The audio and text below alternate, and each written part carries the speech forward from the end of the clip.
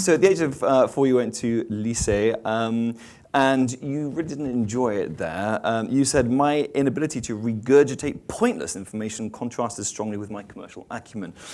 So that did two things. Number one, you launched a business at the age of 8, but you also, I understand, were a little bit disruptive when you managed to flood the school, set fire to the classroom, and hid all your classmates' pens so they couldn't do any writing during the lessons. Now, didn't love it there then, of course. No, the thing is that as far as hiding the pens, it wasn't so that they couldn't do it. It was just so that I didn't do it. Right. And so what happens at the lycée, it was a very strict school, and the discipline was quite strict, and that's something that I kind of resisted and rebelled against. So on any possible occasion, I would try and be disruptive, only because I knew that I didn't want to take the Monday exam, because I knew I'd fail. So I'd do anything. So hiding the pens was a way in which the teachers would say, right, start your work now.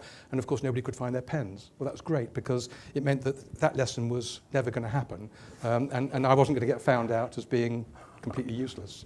But I think I'd like to just say is that it wasn't that I didn't want to be successful. It wasn't that I didn't want to do well. I just didn't know how to study.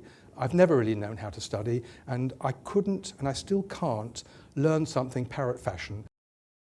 But then you clearly do well when you understand the thing as opposed to reciting it. But it sounds like there were some muppets there. Mr. Morgan, your careers master, said to you at the age of 17, Claude, you will not amount to anything. Yeah, I remember Mr. Morgan, and I remember him saying that, and it was very hurtful. It was hurtful at the time, but I think to say something to somebody who clearly wasn't doing well, I think was very, very damaging and hurtful. Yeah, absolutely.